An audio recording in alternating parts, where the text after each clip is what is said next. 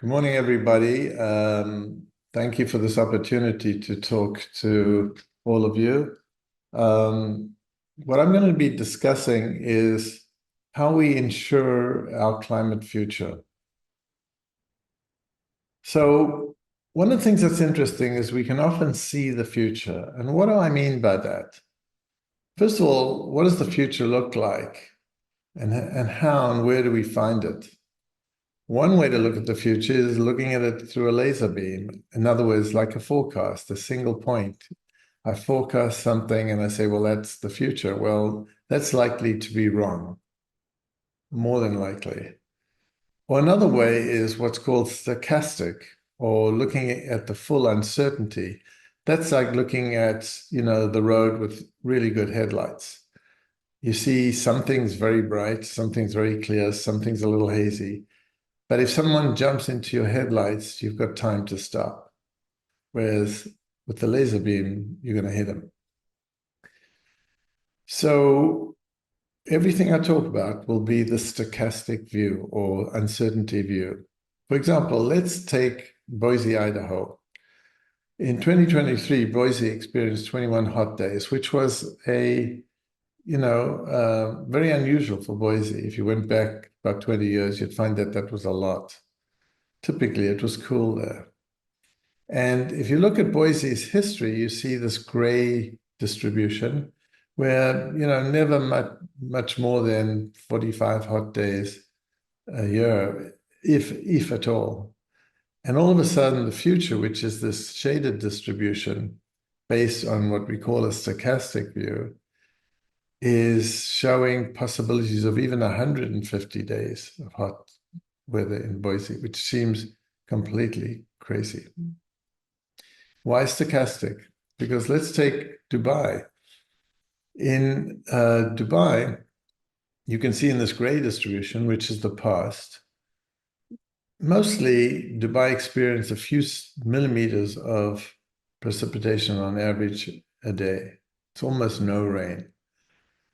And then along comes in April 17th, 2024, 124 millimeters. It's a very large downpour that flooded Dubai and caused billions of dollars of damage. And that had never ever been seen before in the past.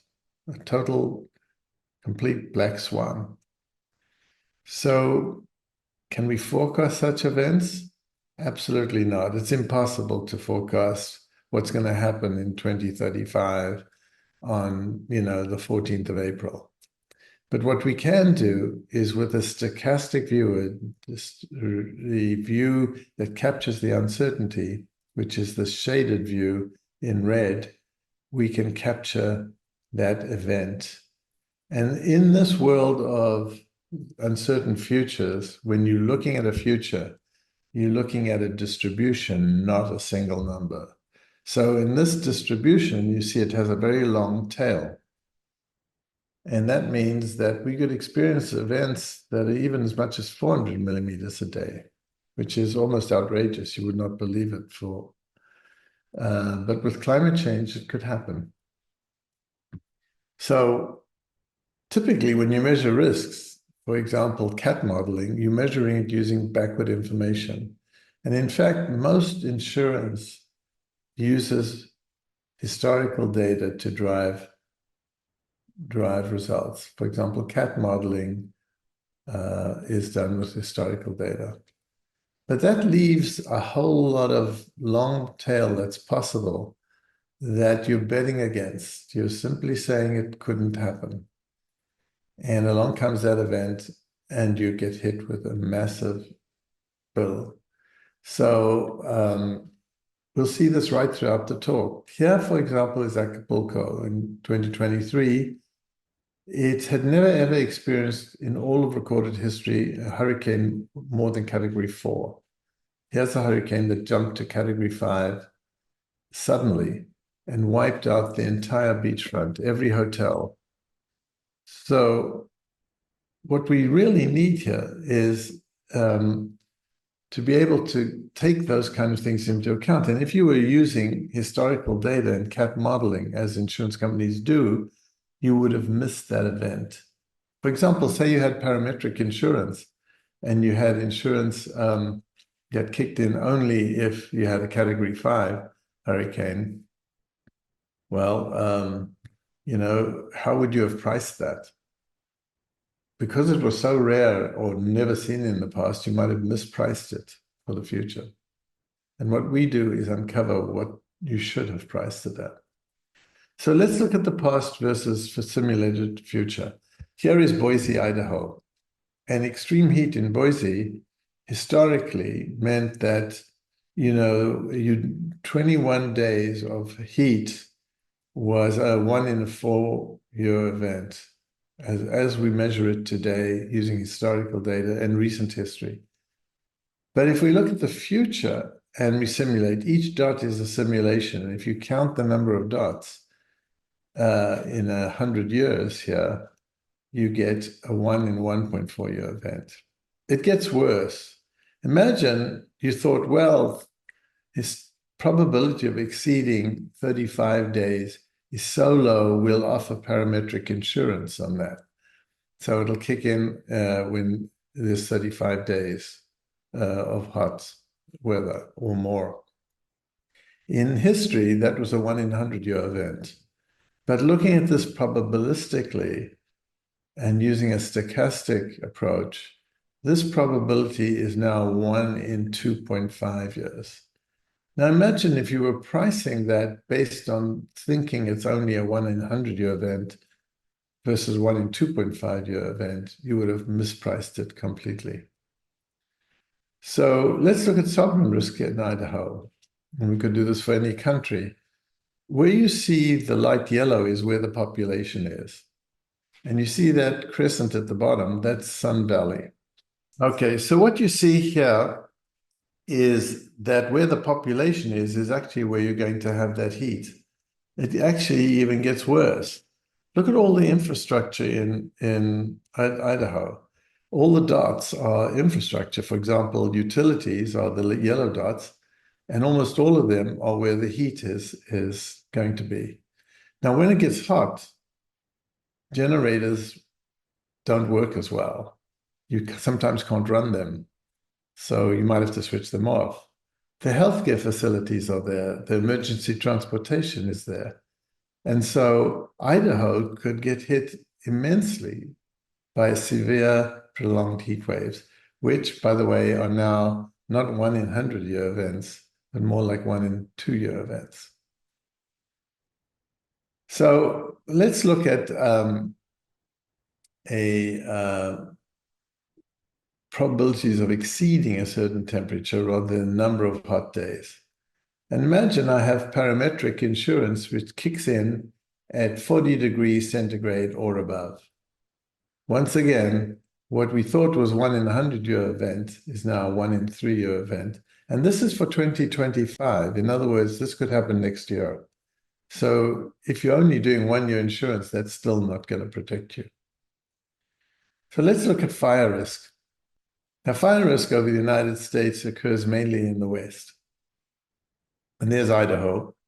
And looking back at Idaho, once again, if you look at where all the infrastructure is and where all the fires are going to be, they map one on top of the other, pretty much. So fire, which is now occurring in Idaho, and Sun Valley, which always had clear skies at this time of year, is now covered in smoke.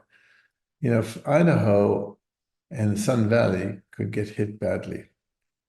And the damages, the impact from that could be pretty severe. Now, you might ask, how good is our future data? How do you backtest it?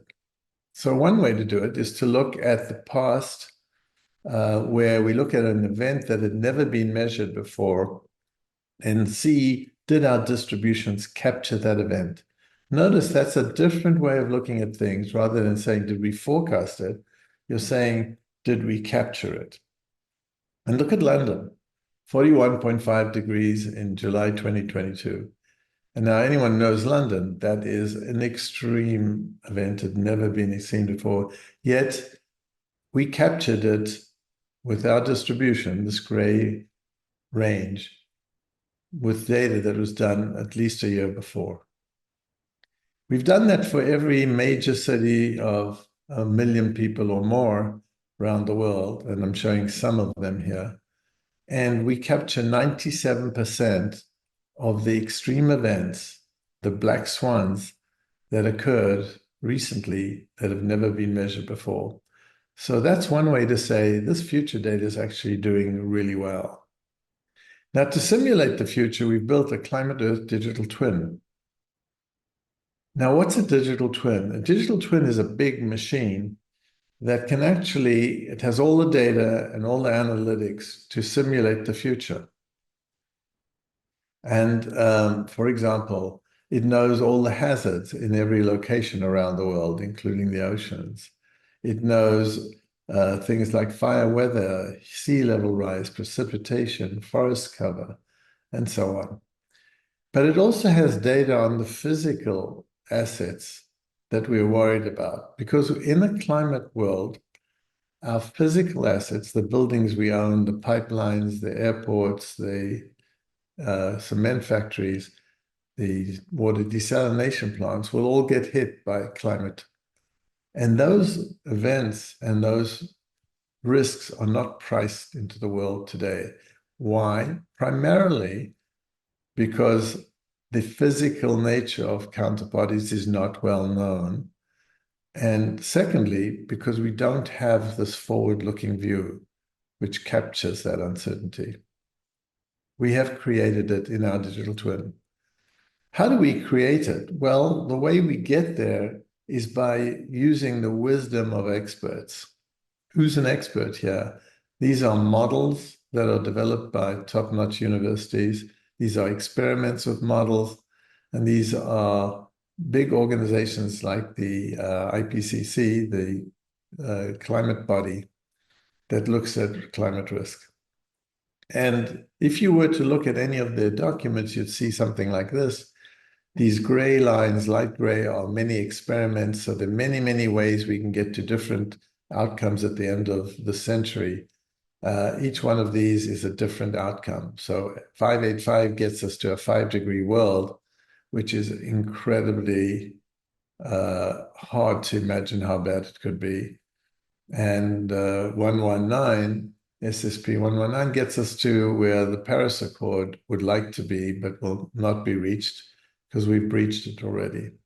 So some of these pathways are more likely than others. And what we do is we take every experiment done with every climate model, every research paper that every climate scientist of any worth has written, and we use that to mold and model the future, to understand the future distributions of all of those hazards that you saw before. And we weight them in a particular way based on what's going to happen over the next period. So we plan for the next period. It could be a year.